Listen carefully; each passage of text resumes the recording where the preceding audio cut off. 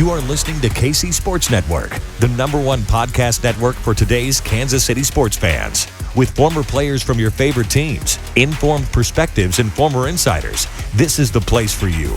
You can find us wherever you listen to podcasts or on our YouTube channel, all over social media, or our morning newsletter, KCSN Daily, dedicated to your Kansas City Chiefs.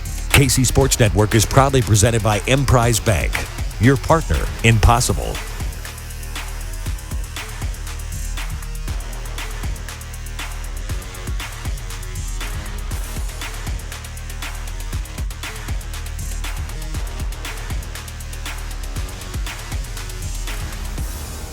Hello, guys. Welcome to The Breakdown, a new show here on KCSN. I'm Matt Hamilton. You may know me as a producer for Good Morning Football on NFL Network, or you may have no idea who I am. I know you know that guy. That's Matt Cassel, Chiefs legend, Patriots legend. We are looking forward to attacking this Chiefs season, breaking down how the Kansas City's offense is going to fare against their upcoming opponents each and every week of this season, really diving into the X's and O's and giving you an inside look at Kansas City's offense. Yeah, I think it's going to be awesome. I mean, Matt, it's great to be working with you, brother. I've had some experience with you on Good Morning Football. You do an incredible job there. I'm happy to be working with you on this project. Obviously, like when you look at the Chiefs offense and the dynamics of the Chiefs offense, it's changed a lot this year. Obviously, Tyreek Hill's gone. They've brought in, Juju Smith-Schuster. They brought in Marcus Valdez-Scantling. So we want to see how that works. But it's always fun to look at their opposition, who they're going up against. Last year, we kind of did a look back at what they went up against, why they were successful, why they might not have been successful. But it'll be fun this year to kind of get into the nuts and bolts of what this defense is going to present, to the Kansas City's offense in terms of, is it a 3-4 structure? Is it a 4-down structure? How can the Kansas City Chiefs attack this defense and be successful against them in this upcoming week? And that's always fun for me because that's what I love to do. And I'm sure you do too. I've been around you, dude. You're an X and O's type guy, but that's the fun part because it's not just one guy, one individual, but it's overall scheme. It's who their defensive coordinator might be, what are their strengths and weaknesses? What are their tendencies? And we can dive into all of those little nuances as we go through this show. And I think it'll be a fun look for the fans to get an opportunity to look at how we look at it, how we perceive it, and also how that coaching staff might go in on a week in and week out basis and go and try to attack an opposing defense. And this is going to be an especially interesting season for this Chiefs offense because, as you mentioned, Tyreek Hill no longer there. They have a bevy of new weapons, Sky Moore included, the draft pick. I'm excited to see how he looks out there. And because that AFC West is so loaded now, with all those teams just gearing up to try to take down the Chiefs and remove them from their throne atop the AFC West. So it's going to be absolutely fascinating. I can't wait to dive into the tape with you and get this thing started. I know it's going to be so much fun. And what's also interesting about the division is we've got 2 new head coaches with the Raiders. You've got Josh McDaniels. And then obviously with the Broncos, you got Nathaniel Hackett. But along with that becomes new defensive scheme with new defensive coordinators for each of those teams. Because normally as a player, within the division, you face those guys twice a year. And if there isn't any turnover, you're kind of familiar with what they're going to do, how they're going to attack you, what tendencies came up week in and week out when you played them the last few years. But this year, it'll be really interesting because these are 2 totally different defensive schemes. And they've both of those teams have added a lot of depth on both of those on the defensive side of the ball, which will be interesting to break down, look at, and see how they develop throughout the course early on in the year and throughout the entirety of this year. Yeah, and some of those new names we're going to be seeing: Chandler Jones, Vegas. Mm-hmm. We're going to be seeing J.C. Jackson and Khalil Mack with the Chargers. Mac Daddy with the Chargers. I know. I mean, you're sitting there going, you guys better be ready to block these guys because they're going to be coming off the ball because now these defensive fronts has changed dramatically, like you just said. And the Broncos also brought in Randy Gregory from the Dallas Cowboys as well to go opposite of Chubb. So you're talking about dominant defensive rush ends that you're going to have to circle those guys each and every week and figure out a plan of how to not only attack them, but also give them help at the offensive tackle position. And I'm also really interested to see how the Chiefs offense, beyond just the new playmakers at receiver, just how the offensive scheme evolves without Tyreek Hill. That young offensive line, I think, is going to become a real strength for this team. And I Mhm. wonder, obviously you don't want to take the ball out of Mahomes' hands. You still want to air it out a lot, but I wonder if there are times where they maybe lean on the run game a little bit more than we've seen in years past. We've seen it have success at times. I remember that rainy game against the Bills. They leaned on that Right. ground game and absolutely dominated.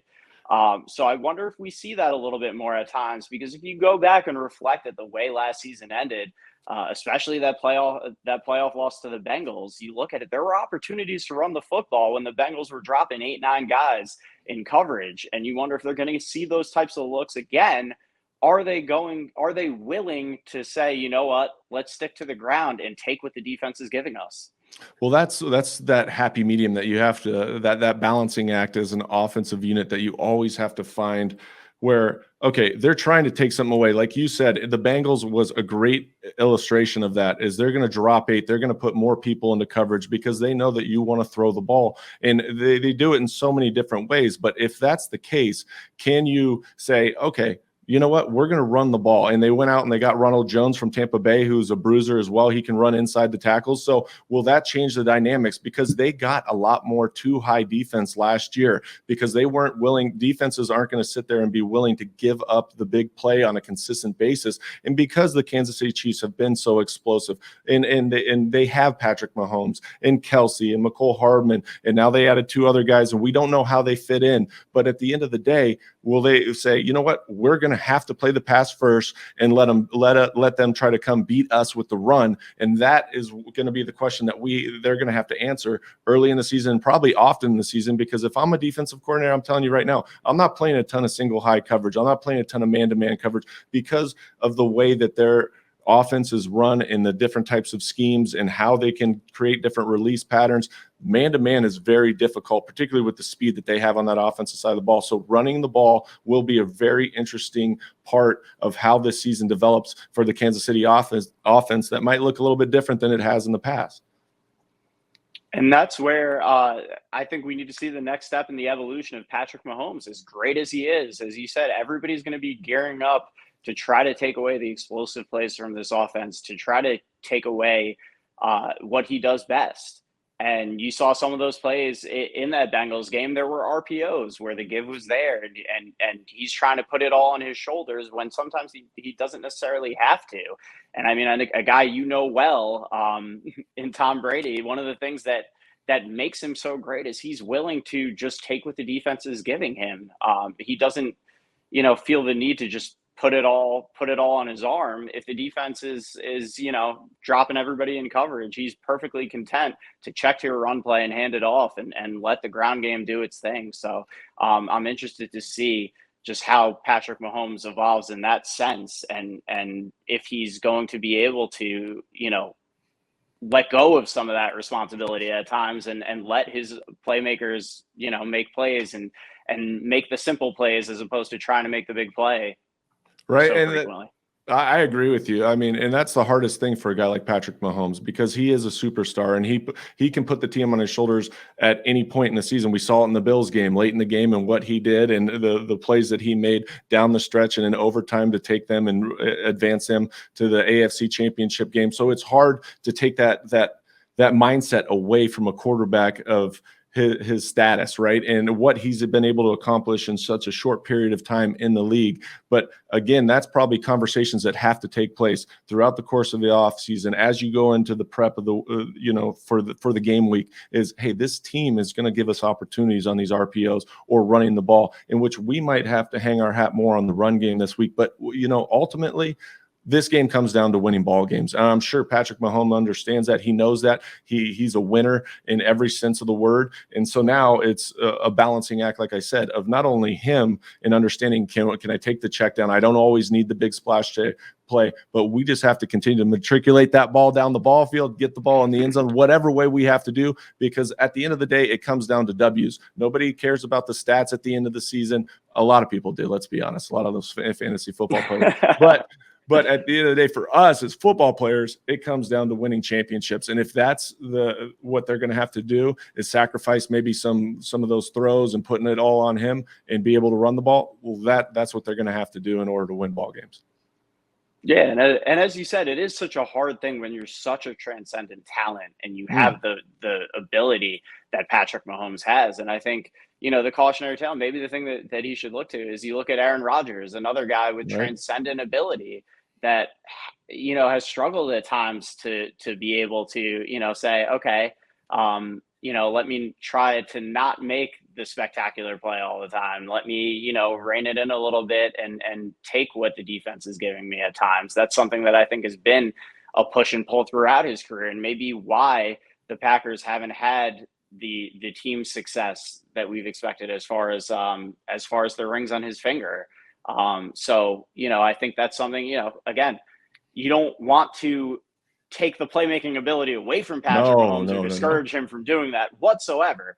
But it's just sometimes, taking what's there, taking what the defense is giving you. So I think that's something I'm really going to be keeping an eye out for this year, is how he evolves in that sense. And the other cool part I think about this show is going to be able to look at the defenses that they're going to be going up against during the course of a week and saying, hey, I think this is a week in which you seriously can attack the interior part of the run game or run outside zone, or they're playing a ton of too high defense. This is their structure. This is how this defensive coordinator likes to play a lot more zone coverage. You're going to get a lot of split safety. Well, that lightens the box up and allows you to run in advantageous looks. And that's what you're looking for. And so in this program, looking at defensive structure, looking at scheme, looking at tendency, all those things that we're just talking about, and saying this might be a week where they rely more heavily on the run game than they do on the pass game, and see if that was an accurate assessment on our part, or if they, on the other hand, said, no, you were absolutely wrong. We still put the ball in Mahomes' hands and he slang the rock all over the field, and they just had a good game plan for that week. So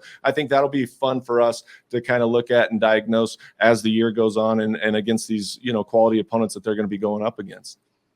Absolutely. And I'm already having so much fun talking ball with you. I mean, it's June. We haven't had football for 4 months. There's nothing to even break down yet. And we're still over here talking for 10 minutes, chopping it up. So, this is something that's going to be so fun to do with you all year long. As we're both locked in, as we're both grinding the tape. And I can't wait for August to roll around and for us to really start getting into it. Yeah, it's going to be a blast. And also, just like you said, there's so many big games that they have this year. They've got the Buccaneers, they've got the Bills, obviously the Chargers within their divisions. I have to believe that the Raiders are going to be better. Denver Broncos now with Russell Wilson at the helm. There's just, from week in and week out, that's the other part about this schedule that'll be fun, because these are premier teams in our leagues, not only in the AFC, but in the NFC. The Rams, they get to play the Rams as well. I mean, you're talking about, week in and week out, this is the spotlight games that we get to break down. And that's the fun part for me too, is when you get to see elite go against elite. And this is going to be a grind, a challenge for this offense. But at the end of the day, it'll be fun to see how they adapt, how they adjust, all the new personnel that we talked about, and then be able to go through the season and just see how it all unfolds. It's always fascinating to me this time of year, because there's so much to talk about, but there's so little to talk about until you actually get to that August, you get into season, and you start actually playing ball games. So it'll be a lot of fun to do this with you, and I can't wait. Yeah, as you said, that schedule is so exciting. It's going to be tough, but exciting. And just want to thank you guys for tuning in. Keep it locked into KCSN, and look out for more content for us. We'll have a lot for you as we get closer to the NFL season. So can't wait to keep it rolling. Giddy up. Let's go.